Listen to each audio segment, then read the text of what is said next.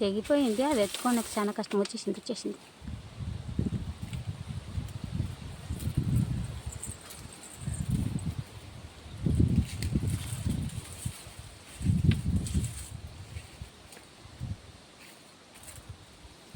రెండు పడిపోయినాయి.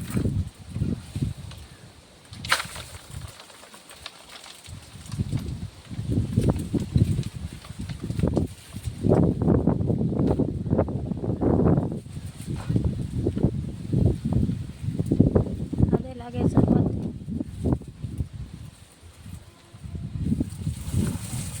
Wow, super.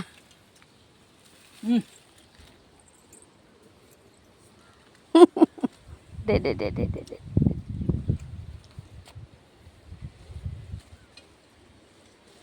ఇదొకటి, ఇంకోటి అక్కడ ఉంది. దీంట్లో పండ్లు అవి లేవు. దీంట్లో సగం పండ్లు, సగం కాయలు. ఎంత టేస్ట్ అంటే అంత టేస్ట్ ఉంటాయి, మంచివి కూడా.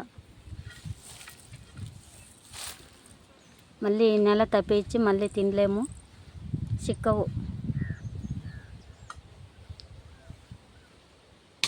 ఇదిగోండి ఇంకా ఒకటి, అది తెగిపోయింది కానీ రావట్లే. దానికోసం కష్టపడుతున్నాడు తన శివ. కొంచెం తెగింది, కొంచెం అక్కడే ఉంది.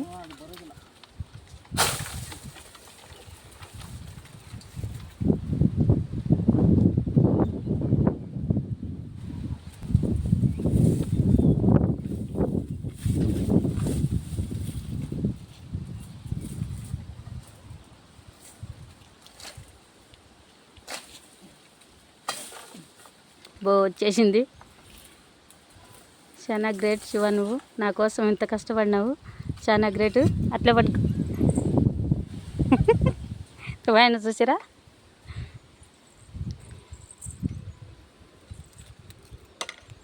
ఇంకోటి. ప్రస్తుతానికి 3 గొల్లలు అయితే పెరికేసినాం.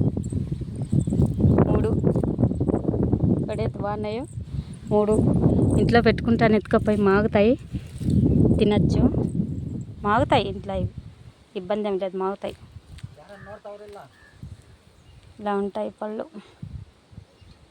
ఈ పళ్ళు అన్నమాట. 3. వావ్,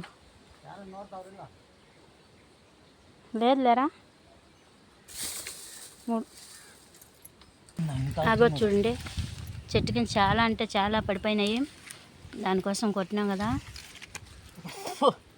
చాలా అంటే చాలా రాలిపోయినాయి. ఎంత బాగున్నాయో. ఏ నీళ్ళు ఏమి వానకేదండి పంట. దీనికి అసలు ఏమో న్యాచురల్ పంట అంటే ఇదే. ఎంతమందికి తెలుసో ఇదైతే కామెంట్లో చెప్పండి. ఎంత టేస్ట్ ఉన్నాయో, చాలా ఇష్టం. దీనికోసం చిన్నప్పుడు పాకలాడేవాళ్ళం.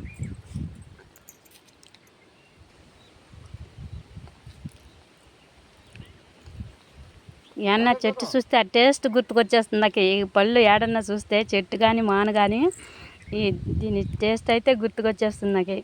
ఎప్పుడెప్పుడు తినాలా అనిపిస్తుంది. కానీ పెరికిచ్చేవాళ్ళు లేదు కదా. ఇట్లా మాన నుంచి ముళ్ళు ఉన్నాయి, ఆకులతో ముళ్ళు ఉన్నాయి, పెద్ద పెద్ద ముళ్ళు ఉన్నాయి, పైకి ఎక్కలేము.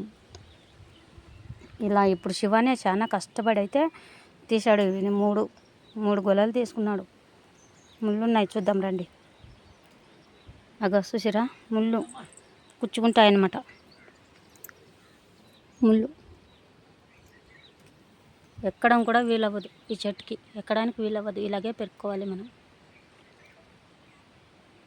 ఇప్పుడు ఇంకా ముళ్ళే. కట్టెలు చాలా కట్టెలు ఇవి, గట్టివి కూడా. అసలు ఏడ వీలవ్వదు, మనిషి ఎక్కడానికే వీలవ్వదు. అటువంటి చెట్టు, ఎంత టేస్టీ పళ్ళు ఇస్తాయో ఈ చెట్టు.